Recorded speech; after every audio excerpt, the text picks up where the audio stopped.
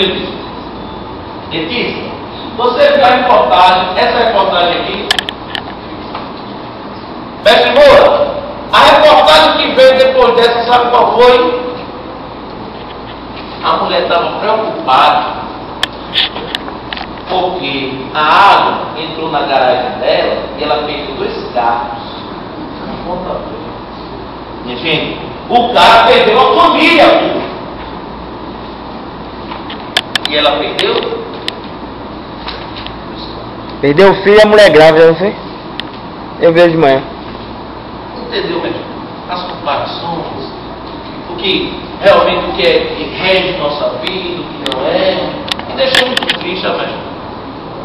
Deixou muito triste, não deixou esse sistema capitalista, infelizmente a gente tem que seguir, né? A gente é conforto, eu vou ser negócio de otário, porque eu sou conforto, eu quero conforto, se eu tenho dinheiro, eu vou pro SUS ainda.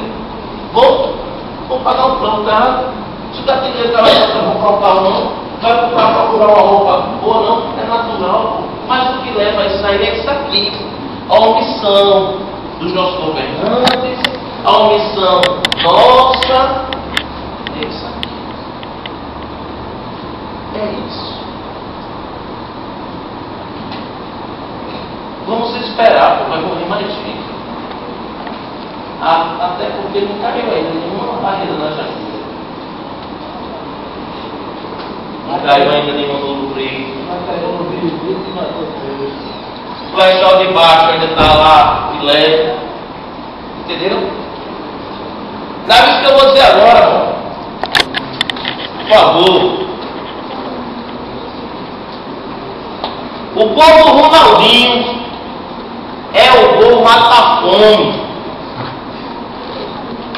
Porque o povo na segunda-feira, depois do gol do Ronaldinho, ele não está preocupado com o que está devendo, ele não está preocupado com o que tem para comer, ele quer saber que o Ronaldinho fez um gol. A la moral. Por cima. Entendeu? CSA não vai cair não amanhã. É a preocupação do alagoano. Se o CSA vai cair, não é? É. Só quem cai em Alagoas é barreira. Vamos para a organização.